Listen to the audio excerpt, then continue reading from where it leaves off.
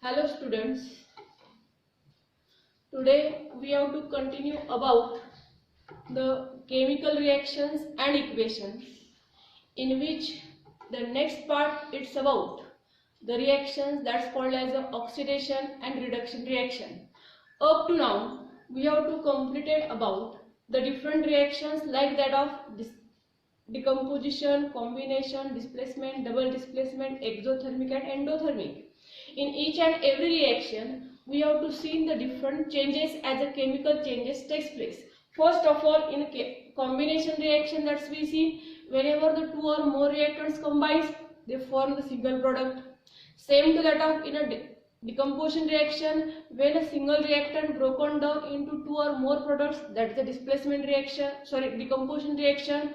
Third one more, it's about the displacement. When the more reactive element displaces the less reactive element and form its own compound, that's called as displacement reaction. And when the ions are exchanged in between the reactants, then it is the double displacement reaction, which is indicated by the downward arrow. And next two more reactions also you have to see, that is exothermic and endothermic. When the heat is absorbed during reaction, that is called as endothermic reaction, and when the heat is released from the reaction, it is called as exothermic reactions. So up to now the different reactions that we completed. Overall, from that all the reactions, some of the things that you have to know. So what are that things that you must know? It's about one or more chemical reactions takes place during every chemical change. Just understand, काही वेळा एक किंवा एक पेक्षा जास्त reaction होतात, पण कधी होतात ज्यावेळी केमिकल चेंज होतो. During the chemical changes sometimes one or sometimes more than one chemical reactions may take place. Then some chemical reactions are fast and some reactions are to be slow. It's a simple example: corrosion of iron or rusting of iron, that is the slow reaction. Same to that of whenever we have to add the baking soda in a lime juice, the effervescence or the bubbles formation takes place, which is a fast reaction. Third one more thing that you have to also know: strong acid and strong base reacts instantaneously. What it means? लागलीच ताबडतोब reaction होते कोणामध्ये, जर strong acid असेल आणि strong base असेल. त्याची reaction आपल्याला माहिती आहे as its example neutralisation reaction, in which the salt and water is formed. Simple example: hydrochloric acid and the sodium hydroxide. Hydrochloric acid is the strong acid and sodium hydroxide is strong base. When both of them react, they form the salt and water as a neutral salt, that is instantaneous reaction. And in our body, every enzymes in our body, there are the different enzymes which helps in the different processes in our body, and that enzymes increase the rate of physiological reactions in our body. Those reactions takes place as a biological reactions, that we say biochemical reactions takes place. In that, the enzymes helps to increase the speed of reaction. Again, about the perishable foodstuffs which can be just damaged or just perishable in a less time, that's perishable foodstuffs gets preserved longer time where in a refrigerator. Means if you have to want to keep the fruits, vegetables in good condition for a longer time, we have to keep them in a refrigerator. Means at a low temperature, the rate of reaction is to be low, due to which the perishable foodstuffs remains good condition for a longer time. Again, the rate of decomposition of the foodstuffs, it just we have to say lowered, where when the temperature is to be low. Means keeping at a low temperature or preserving at a low temperature, it just slows down the rate of reaction. Vegetables cook quickly in oil rather than in water.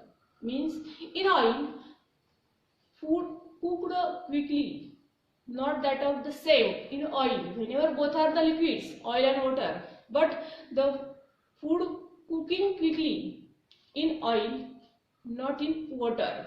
Again, the chemical reactions are profitable in factories at the fast rate. त्या factories मध्ये fast rate मध्ये chemical reactions केल्या जातात, कारण जेवढ्या fast reaction होतील तेवढ्या fast process होतील, तेवढे फास्ट प्रोडक्शन फॅक्टरीज मध्ये केलं जाईल. Again the rate of chemical reaction is important at the point of environment, means as in a point of environment, rate of reaction is also the most important factor. Again, at last, one thing that you have to remember about the ozone layer, that's ozone which acts as a protective shell or protective umbrella of the earth. And the protective umbrella of the earth, why we have to call it? It's because of the sun's ultraviolet rays which are harmful to our body. They are just absorbed by the ozone layer and protects the earth. So the process of the depletion of that ozone layer, it just must be slows down. Whenever the layer of the ozone layer is to be just becomes thinner and thinner, what happens? As we know, in some of the places there was the formation of the holes in that ozone layer was to be seen, and through that holes, if the sun's light rays if directly reaches on the earth, they are very harmful to our body, as they may causes different diseases, different disorders to us, like that of the skin cancer or the cataract like disease.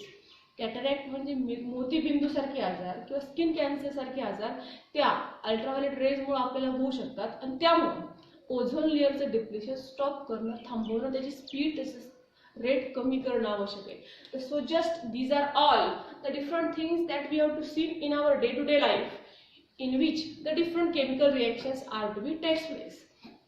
So just overall up to this part, now we have to start two more reactions. It's about the oxidation and reduction reaction. आता थोडक्यात आपल्याला oxidation reduction reaction आपण last step पाहिल्या होत्या. आता परत एकदा just once time again we have to understand about that oxidation and reduction reaction. So about the oxidation reaction, first of all you have to see, before just study about the oxidation reaction, in our day-to-day life, some of the examples, some of the reactions that we see first. See here is one of the reaction that we write. Whenever the magnesium ribbon burns, magnesium strip burns, he reaction आपण पाहिली होती कुठं? Combination मध्ये. ज्यावेळी magnesium स्ट्रिपला burn केलं होतं, heat दिली होती, then it burns, but when it burns, it's combined with, ज्यावेळी मॅग्नेशियम रिबन जळते ती कंबाईन कोणासोबत होत असते? That's combine with atmospheric oxygen, and after the burning of that magnesium strip it just form the product that's called as magnesium oxide. तर हे होते आपण रिएक्शन कुठं पाहिली? कॉम्बिनेशन मध्ये. पण आता आपल्याला जी रिएक्शन लक्षात घ्यायची, या ठिकाणी कॉम्बिनेशन झालंय, पण कोणाचं झालेलं आहे? That is about the oxygen. Magnesium ज्यावेळी जळतो तो ऑक्सिजन सोबत कंबाईन होतो, आणि म्हणून ही रिएक्शन जी असेल ती कोणती असेल? Oxidation. In simple way that we know, whenever the reactant combines with oxygen, then it is an oxidation reaction. Second one more same example, whenever any just fuels used in the vehicles, when the fuel burns, petrol असेल, diesel असेल, kerosene असेल किंवा कोणतंही इंधन असेल जे जळते, ते इंधन म्हणजे कोणते कंपाऊंड असतात? त्याच्यात कार्बन कंपाऊंड, म्हणजे कार्बन प्रेझेंट असतो. Anything that Burns that is a carbon, that's containing the carbon. प्रत्येक ॲनिमल आणि प्लांट प्रोडक्ट मध्ये काय असतो? कार्बन असतो. म्हणजे तो कार्बन जळतो, त्यावेळी तो हवेतील कोणाशी कंबाईन होतो? ऑक्सिजनशी कंबाईन होतो, आणि ज्यावेळी तो ऑक्सिजनशी कंबाईन होतो त्याचा एक नवीन प्रोडक्ट तयार होतो. तो कोणता असेल? That is another one more gas, that's about the carbon dioxide. It means that when the carbon burns, it's also combined with oxygen, it forms its product called as a carbon dioxide. So these two reactions just gives us an idea about the oxidation reaction. According to that two reactions, we understand that whenever the reactant combines with oxygen, ज्या वेळी reaction मध्ये oxygen combine होतो ती reaction म्हणजे कोणती असेल? Oxidation reaction. पण आणखी त्याच्या व्यतिरिक्त आपल्याला आणखी एक डेफिनेशन लक्षात घ्यायची ऑक्सिडेशनची, ती कोणती असेल? तर त्या दोन रिएक्शन त्यासाठी आपल्याला पुढच्या पाहाव्या लागतील. कोणत्या असतील? here is a magnesium hydride as a reactant, and from that magnesium hydride, here is the two products are to be formed after its decomposition. What is that product? Magnesium plus hydrogen. म्हणजेच त्या reaction मध्ये reactant मधला loss कुणाचा झालेला आहे? तर हायड्रोजनचा झालेला आहे. आणि ज्या वेळी रिएक्शन मध्ये हायड्रोजनचा लॉस होतो, when the reactant lost the hydrogen, same to that of it is also called as oxidation reaction. कळतंय? जरी हायड्रोजनचा लॉस झाला तरी ती रिएक्शन कोणती असेल? Oxidation reaction. आता तसंच एक दुसरं एक्झाम्पल आपल्या ठिकाणी पाहिजे. बघा आता रिएक्टंट कोण आहे? CH3 bond CH3. आता हा जो बॉन्ड आहे, ह्या बॉन्ड बद्दल आपण लास्ट इयर हे पाहिलं होतं. याही वर्षी आपल्याला 9th लेसन मध्ये केमिस्ट्री ऑफ कार्बन कंपाऊंड्स मध्ये किंवा कार्बन कंपाऊंड्स मध्ये ह्या बॉन्ड बद्दल स्टडी करायची. तर हा जो सिंगल बॉन्ड आहे तो इंडिकेट आपल्याला काय करतो? Single bond indicates that there is a sharing of how many electrons? 2 electrons takes place. ज्या वेळी असा सिंगल बॉन्ड असतो, तो सिंगल बॉन्ड इंडिकेशन करतो की त्या दोन एलिमेंट्स मध्ये इलेक्ट्रॉनची शेअरिंग झाली. पण किती इलेक्ट्रॉनची झाली? 2 इलेक्ट्रॉनची. म्हणजेच किती पेअरची? 1 पेअरची शेअरिंग झालेली आहे. आता इथं प्रॉडक्ट मध्ये पाहिजे आपल्याला CH2 डबल बॉन्ड CH2. आता बॉन्डचा इथं विचार न करता आपलं रिएक्शन पाहिजे ऍज एक्झाम्पल म्हणून. बॉन्डचं डिटेल स्टडी आपण 9th लेसन मध्ये करणार. आता ते आपल्यासाठी फक्त एक्झाम्पल आहे. काय? CH3 bond CH3. CH3 bond CH3 हा जो कंपाऊंड आहे हा इथेन, ज्याला आपण शॉर्ट फॉर्म मध्ये लिहू शकतो C2H6. हा झाला इथेन. आता इथेन मधून हायड्रोजनचा लॉस झालेला आहे. इथेन मध्ये किती हायड्रोजन आहेत? हे 3 आणि हे 3 6 आहेत. तर हे इथेन मधल्या हायड्रोजनचा जे लॉस होतो आणि प्रोडक्ट तयार होतो CH2 double bond CH2. CH2 double bond CH2 म्हणजे C2H4. म्हणजे किती हायड्रोजनचा लॉस झाला? 2 हायड्रोजनचा लॉस झाला. आता जर समजा हायड्रोजनचा लॉस होत असेल तर रिएक्शन कोणती असेल? It is just called as again the oxidation reaction. Means from that 4 reaction what we have to understand now. आता 4 रिएक्शन मध्ये आपल्याला कोणती गोष्ट लक्षात आली असेल की ज्यावेळी रिएक्शन मध्ये ऑक्सिजनचं कॉम्बिनेशन होते ती रिएक्शन कोणती? ऑक्सिडेशन. किंवा ज्यावेळी रिएक्शन मधून हायड्रोजनचा लॉस होईल तीही रिएक्शन कोणती असेल? ऑक्सिडेशन. आणि याच्यावरून आपली डेफिनेशन काय असेल? The reaction in which a reactant combines with oxygen or lost hydrogen. कळतंय? What is meant by the oxidation reaction here? The reaction in which the reactant combines oxygen or lost hydrogen. It is called as the oxidation reaction. दोन्ही गोष्टी या ठिकाणी oxidation reaction साठी लक्षात घ्यायच्या. कोणत्या होत्या? जर रिएक्शन मध्ये कोण कंबाईन असेल? ऑक्सिजन कंबाईन झाला तरी ती कोणती? ऑक्सिडेशन. हायड्रोजनचा लॉस झाला तरी ती कोणती? Oxidation reaction. So it is the simple way to explain about the oxidation reaction. पण आता ह्याबद्दल आपल्याला थोडक्यात आतापर्यंत माहिती होतं की जिथं कुठं ऑक्सिजनचं कॉम्बिनेशन होते किंवा हायड्रोजनचा लॉस त्या ऑक्सिडेशन रिएक्शन असतात. पण आता थोडक्यात वेगळं किंवा जे आणखीन वेगळ्या प्रकारचं आपलं ऑक्सिडेशन पाहिजे. So here that's we have to understand now about that. Some oxidation reactions are brought about some of the specific chemical substances. कळतंय? काय सांगितलं? काही केमिकल रिएक्शन्स म्हणजेच काही ऑक्सिडेशन रिएक्शन ह्या विशिष्ट अशा केमिकल सबस्टन्सेस मुळे सुद्धा घडून येतात. Means some oxidation reactions are brought about by some specific chemical substances, and those chemical substances which brought about the oxidation reaction, they are called as oxidants. ते कोण असतात? ऑक्सिडंट्स. मला ऑक्सिडंट्स बद्दल आपल्याला पाहिजे म्हणजे ज्यांच्यामुळे ऑक्सिडेशन रिएक्शन घडतात. ठीक आहे, 2 गोष्टी कळल्या. कोणत्या कळल्यात? ऑक्सिजनचं कॉम्बिनेशन ऑक्सिडेशन, हायड्रोजनचा लॉस ऑक्सिडेशन. पण तिसऱ्या प्रकारची आपल्याला आणखी एक ऑक्सिडेशन लक्षात घ्यायची आहे. कोणती?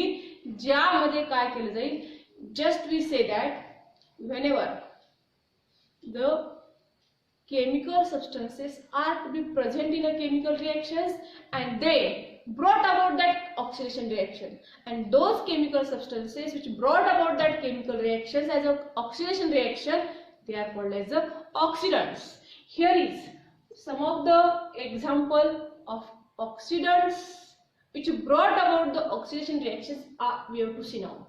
आता आपल्याला असे काही केमिकल सबस्टन्सेस पाहिजे ज्यांच्यामुळे ती केमिकल रिएक्शन्स किंवा कोणती केमिकल रिएक्शन, ऑक्सिडेशन रिएक्शन घडवून आणल्या जातील. त्यातील काही ऑक्सिडंट्स हे कसे असतील, केमिकल्स असतील, तर काही ऑक्सिडंट्स कसे असतील, माइल्ड असतील. तर एक एक्झाम्पल आपल्या या ठिकाणी दिलेले आहे.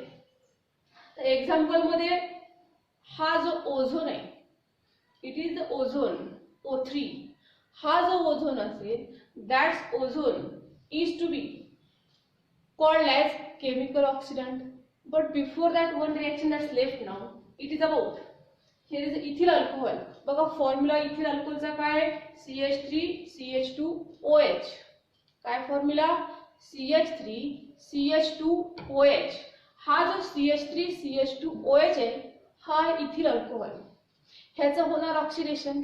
पण हे ऑक्सिडेशन घडून येणार एक विशिष्ट असं केमिकल. कोणतं केमिकल आहे, here is the name that we write, K2Cr2O7. Oblique लिहिलेले, हे ऑब्लिक न म्हणता हे असेल आपल्यासाठी ऍसिडिक पोटॅशियम डायक्रोमेट. हे काय असेल, ऍसिडिक. त्याला रीड कसं करणार, ह्या पूर्ण टर्मला ऍसिडिक पोटॅशियम डायक्रोमेट. बघा रिएक्टंट कोण आहे, इथिल अल्कोहोल. इथिल अल्कोहोलचं होणार ऑक्सिडेशन, पण घडवून आणणार कोण, एक ऑक्सिडंट. कोणतं ऑक्सिडंट आहे, ऍसिडिक पोटॅशियम डायक्रोमेट.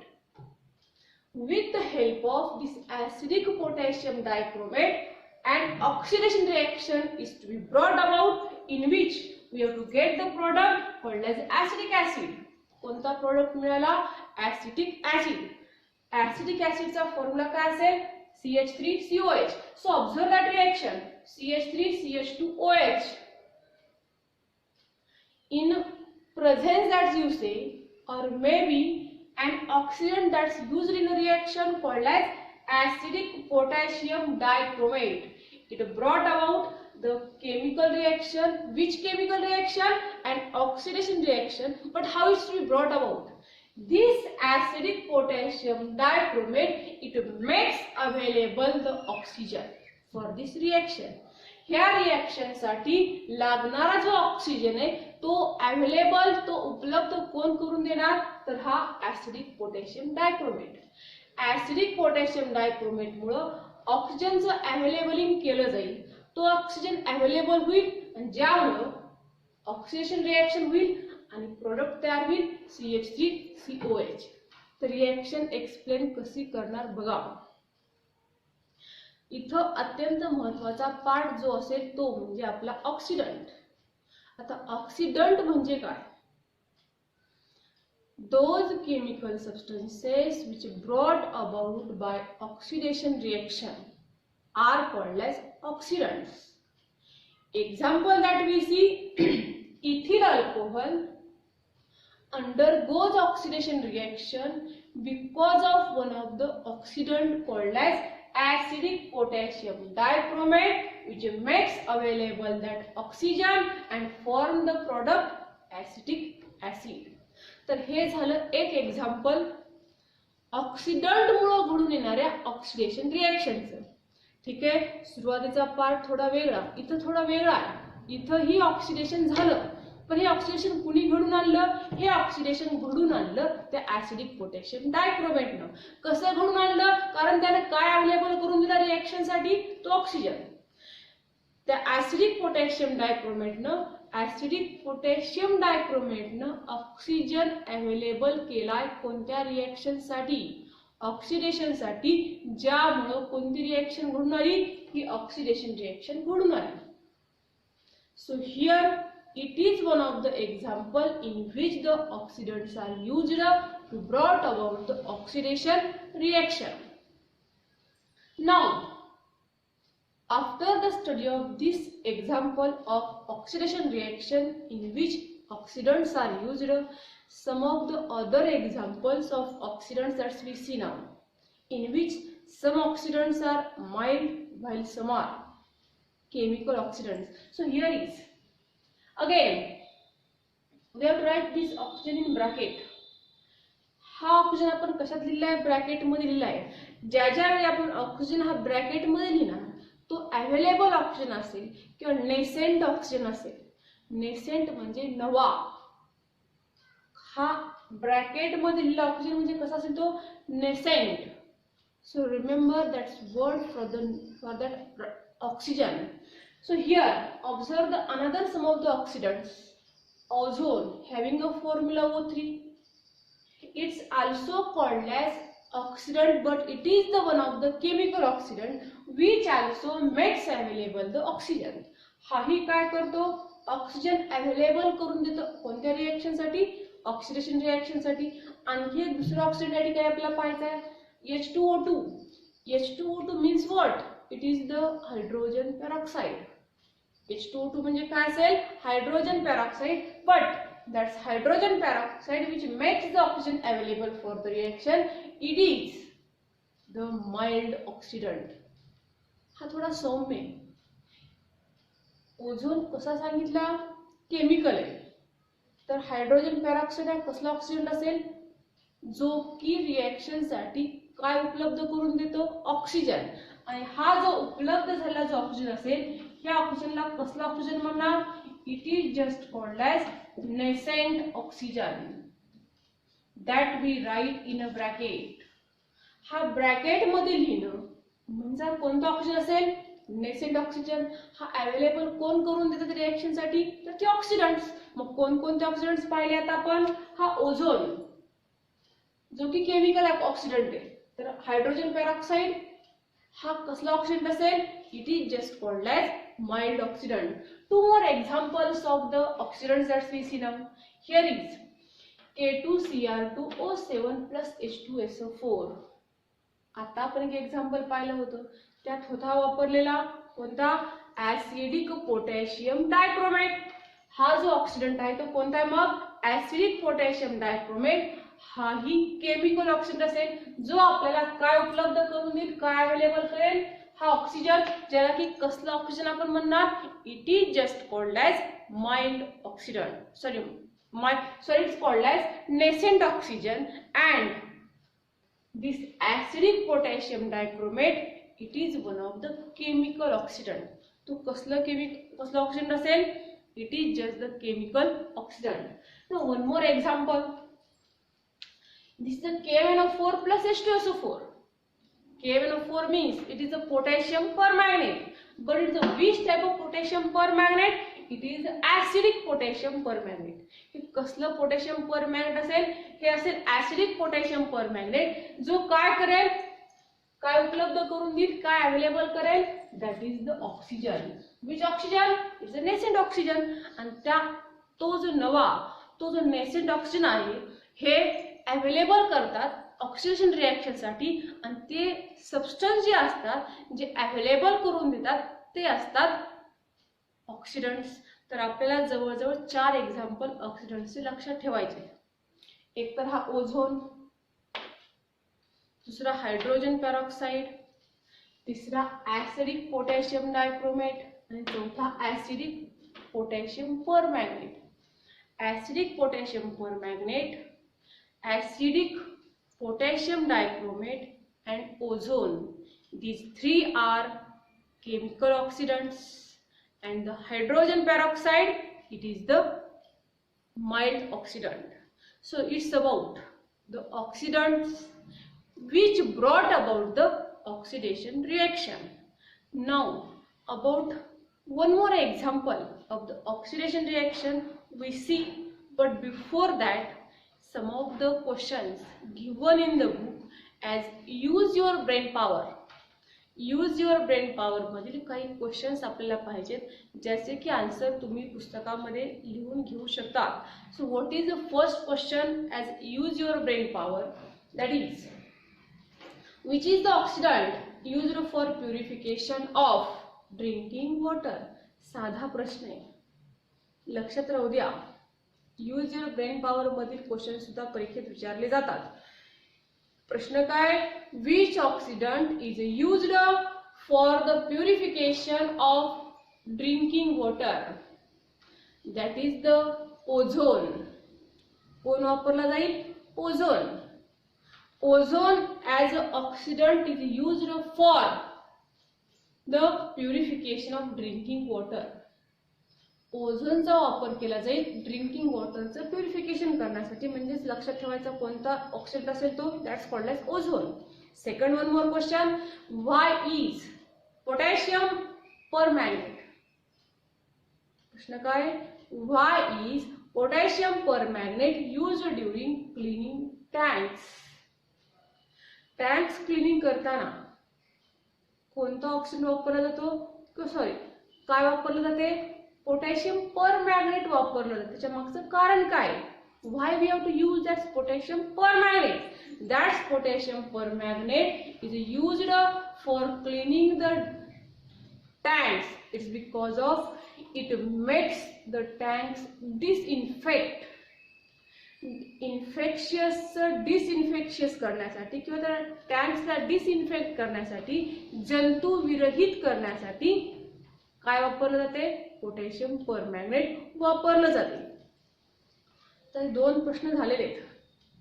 तर याच्यानंतर एक एक्झाम्पल आपल्याला पाहिजे, अत्यंत महत्वाचे, थोडासा नवीन पार्ट आहे, तरीही समजून घेण्याचा प्रयत्न करा. जेवढं लक्षपूर्वक किंवा केअरफुली समजून घेण्याचा प्रयत्न करतात का ते समजायला सोपं जाईल. तर बघा, एक एक्झाम्पल आपल्याला पाहिजे. त्या एक्झाम्पल मध्ये आपल्याला काय सांगितलं की ऑक्सिडेशन रिएक्शन दाखवली. दिलेलं जे एक्झाम्पल असेल त्यामध्ये आपल्याला कोणती रिएक्शन स्टडी करायची? ऑक्सिडेशन रिएक्शन स्टडी करायची. आणि ऍट लास्ट त्या रिएक्शन वरून आपल्याला शेवटी नवीन डेफिनेशन ऑक्सिडेशनची पाहिजे. कळतंय? स्टार्टिंगला दोन सांगितल्या. कोणत्या दोन सांगितल्या? कॉम्बिनेशन ऑफ ऑक्सिजन और loss of hydrogen, that is the oxidation. But at last after the study of this reaction, आता आपण जी रिएक्शन पाहणार त्या रिएक्शन नंतर आपल्याला शेवटी एक नवीन डेफिनेशन ऑक्सिडेशनची कळणार आहे. पण त्यासाठी आपल्याला ते एक्झाम्पल समजून घ्यायचंय. आता काय सांगितलं एक्झाम्पल मध्ये बघा. आणि एक्झाम्पल काय? मग example KMnSO4. What it means? It is the potassium permanganate. Potassium sulphate. It is the KMnO4, not the SO4. It is the KMnO4. It is the potassium permanganate. हे काय? पोटॅशियम परमॅंगनेट आहे. Plus FeSO4. FeSO4 म्हणजे कोण? तर ferrous sulphate. H2SO4 म्हणजे कोण आहे? Acid आहे. या ठिकाणी आपल्याकडं जे पोटॅशियम परमॅंगनेट असेल ते कसलं आहे? तर ते ऍसिडिक पोटॅशियम परमॅंगनेट आहे. ह्या तिन्हींच्या कॉम्बिनेशन मध्ये आपल्याला एक रिएक्शन मिळणार आहे, प्रोडक्ट मिळणार आहे. तो कोणता प्रोडक्ट आहे? Means KMnO4 as a potassium permanganate plus ferrous sulfate plus sulfuric acid. It gives rise the products are K2SO4 as a potassium sulfate plus MnSO4 as a manganese sulfate plus Fe2 in bracket SO4 bracket close 3. What it means? It is a ferric sulfate. हे कोणता product असेल? हा ferric. Remember दिस word. बघा, हा कोणता sulphate आहे? हा ferric आहे. तर हा जो होता हा होता फेरस. FeSO4 म्हणजे कोणता सल्फेट? हा फेरस सल्फेट. आणि Fe2 bracket in bracket SO4 bracket close 3, it is a ferric sulphate. तर रिएक्शन झाली आपली. या ठिकाणी आपण रिएक्शन लिहिलेली आहे. मग या ठिकाणी हे 2 असतील, 10 असतील, 8 असतील, 2 असतील, हे आपण रिएक्शन बॅलन्सिंग साठी घेतलेले आहेत. रिएक्शन थोडी ब्रॉड आहे. रिएक्शन जरी ब्रॉड असली तर रिएक्शन मधला अत्यंत महत्वाचा पार्ट आपल्याला समजून घ्यायचा आहे. रिएक्शन आपल्या समोर दिलेली, कोण कोण कंबाईन, कोण कोण प्लस केला, आपण कोणाकोणाला कंबाईन केलं, कोणाकोणाला ऍड केलं, रिएक्शन मध्ये वापरले कोण कोण as a reactant. Potassium per magnet plus sulphuric acid plus ferrous sulphate. Product काय काय मिळाले? Potassium sulphate, manganese sulphate and ferric sulphate plus water. आता ह्या रिएक्शन वरून आपल्याला दोन प्रश्नांचे उत्तर द्यायचे. रिएक्शन आपल्या समोर आहे, तर रिएक्शन मध्ये विचारला पहिला प्रश्न काय असेल आपला? In this reaction which compound is oxidized by potassium permanganate in presence of acid. बघा प्रश्न थोडासा केअरफुली समजून घ्या. Which compound is oxidized by potassium permanganate in presence of sulphuric acid or acid. बघा तो प्रश्न. Which compound is oxidized, कोणता compound oxidize झाला? In oxidized by potassium permanganate, म्हणजे कोणत्या कंपाऊंडला पोटॅशियम पर मॅग्नेटनं ऑक्सिडाइज केलं, काय प्रेझेंट असताना? तर ऍसिड प्रेझेंट असताना. So here you have to say of course who gets oxidized. तो कोण ऑक्सिडाइज झाला? That's of course a ferrous sulphate. Oxidation झाले, पण कुणाचं झालं या रिएक्शन मध्ये? फेरस सल्फेटचं ऑक्सिडेशन झालं. Means this potassium permanganate it oxidize the ferrous sulfate in presence of this acid. In short, that you remember, you say that acidic potassium permanganate oxidize the ferrous sulfate. ठीक आहे, oxidation केलं. कुणी केलं? Potassium परमॅग्नेट न केलं. काय present असताना केलं? सल्फ्युरिक ऍसिड प्रेझेंट असताना केलं. कोणाचं ऑक्सिडेशन केलं? तर फेरस सल्फेटचं केलं. तर ठीक आहे, ऑक्सिडेशन झालं. प्रोडक्ट काय काय तयार झाले? मग आता फेरस सल्फेटचं जर ऑक्सिडेशन झाले तर प्रोडक्ट आपला काय तयार झाला? मग फेरस सल्फेटचा फेरिक सल्फेट. ऑक्सिडेशन झालं ना, मग ऑक्सिडेशन झाल्यामुळे प्रोडक्ट कोणता मिळाला आपल्याला? तो फेरिक सल्फेट. कुणी केलं? पोटॅशियम परमॅग्नेटनं. काय प्रेझेंट असताना केलं? ऍसिड प्रेझेंट असताना केलं. कोण ऑक्सिडाइज झालं? फेरस सल्फेट ऑक्सिडाइज झाला. झाल्यानंतर प्रोडक्ट काय तयार झाला? तो म्हणजे फेरिक सल्फेट तयार झाला. ठीक आहे, आता आपल्याला पुढे कंटिन्यू रिएक्शन करायची. प्रश्नाचे उत्तर आपण दिलेत. रिएक्शन आपल्या समोर आहे. रिएक्शन मध्ये प्रश्न होता की पोटॅशियम परमॅग्नेटनं ऍसिड प्रेझेंट असताना कोणाला ऑक्सिडाइज केलं होतं, तर तो कोण होता ऑक्सिडाइज झालेला? तो होता फेरस सल्फेट. मग ऑक्सिडेशन झालं फेरस सल्फेटचं, तयार कोण झाला प्रोडक्ट? हा होता Fe2SO4 ब्रॅकेट क्लोज 3.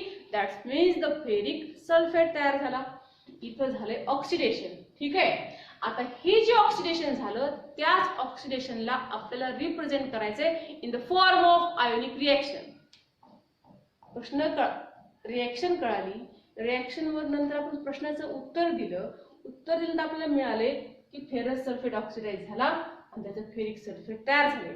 तर ह्या रिएक्शनची, ह्या फेरस सल्फेट आणि फेरिक सल्फेटची आपण नेट रिएक्शन लिहायची, आयोनिक रिएक्शन लिहायची. तर आयोनिक रिएक्शन काय असेल? That's we know in last year about the radicals. म्हणजे पॉझिटिव्ह निगेटिव्ह रॅडिकल्स पाहिले होते, वेगवेगळे रॅडिकल्स आपण पाहिले होते. तर ह्यामध्ये आता Fe जे आयन्स जे असतात ते किती आयन्स आहेत?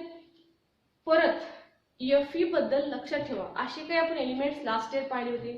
फेरस असेल, कॉपर असेल, त्यांच्या एकापेक्षा जास्त व्हॅलेन्सीज होत्या. तर फेरसची व्हॅलेन्सी काही ठिकाणी आपण 2 वापरतो, काही ठिकाणी 3 वापरतो. लक्षात आहे, फेरस और आयर्न हैज 2 और 3 व्हॅलेन्सी. तर इथं हा जो फेरस सल्फेट असेल, ह्या फेरस सल्फेटचे आयन्स काय असतील? That is Fe2+. It is the ferrous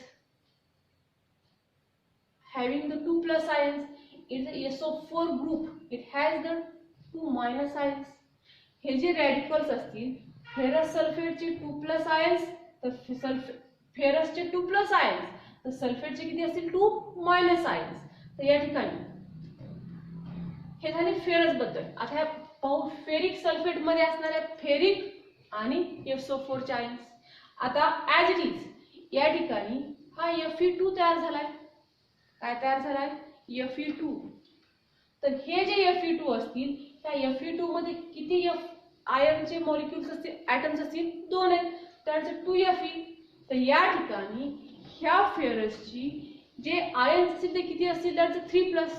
आणि आपण लास्ट इयर शिकलो 2+ sometimes 3+ sometimes. So here this ferrous has 3+ ions, so it's a ferric. ज्यावेळी आपण 2+ आयन्स लिहितो तर ते काय असते, फेरस. आणि ज्यावेळी 3+ आयन्स लिहितो ते काय असेल, फेरिक. आता हे 2 का लिहावं लागले आपल्याला, कारण फॉर्म्युल्यामध्ये आपल्याकडे किती Fe येतं, 2 Fe येतं. So that is 2Fe plus. आता पूर्ण ऍक्च्युअली हा फॉर्म्युला आहे, हा फेरिक सल्फेट हा आपल्यासाठी फॉर्म्युला आहे.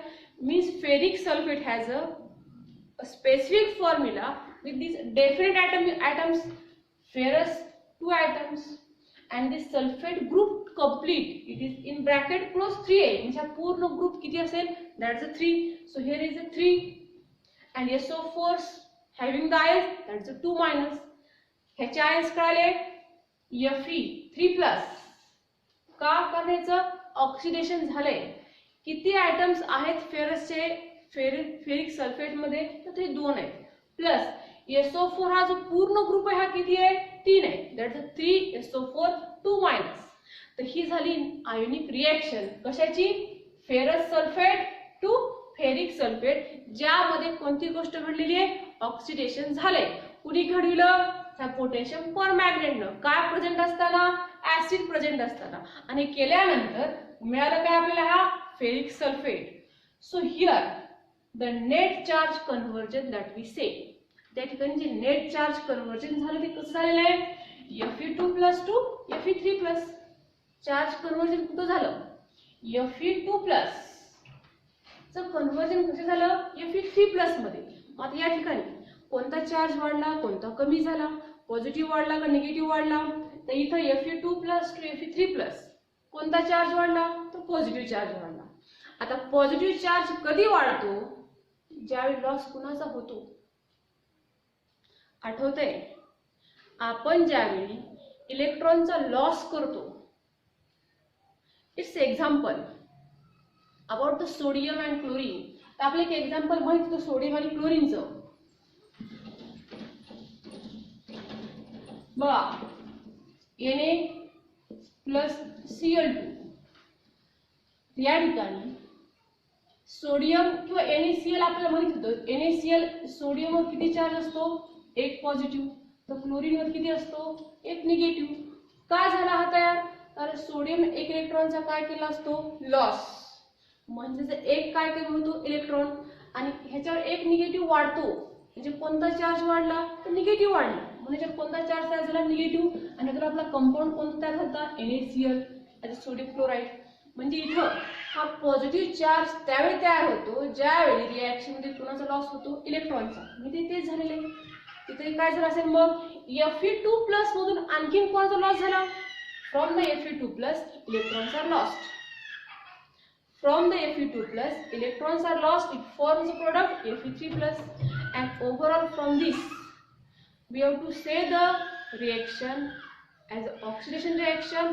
And a new definition for us about the oxidation reaction is that the oxidation reaction, it is also takes place when the electrons are lost. It means that when electrons are lost from the reaction, then also the oxidation takes place. कळते, इलेक्ट्रॉनचा ज्यावेळी loss होतो त्यावेळी कोणती reaction होते, मग oxidation reaction होते. तर हे असेल आपलं ferrous to ferric conversion, which indicates or gives us an idea about the one more definition of oxidation, that's the reaction in which the electrons are lost from the reactant and the products are formed. That reaction is also called as oxidation reaction. And here we have to complete about the oxidation reaction, and at last in short about that oxidation. First time we remember, when the oxygen combines with reactant, that is the oxidation. When the hydrogen is lost from the reactant, that is oxidation. And at last when the electrons are lost, that is also the oxidation. ते सुद्धा काय असेल मग, oxidation असेल. And now here we complete one of the most important part of our lesson, that's about the reactions and equation in which we completed the oxidation reaction.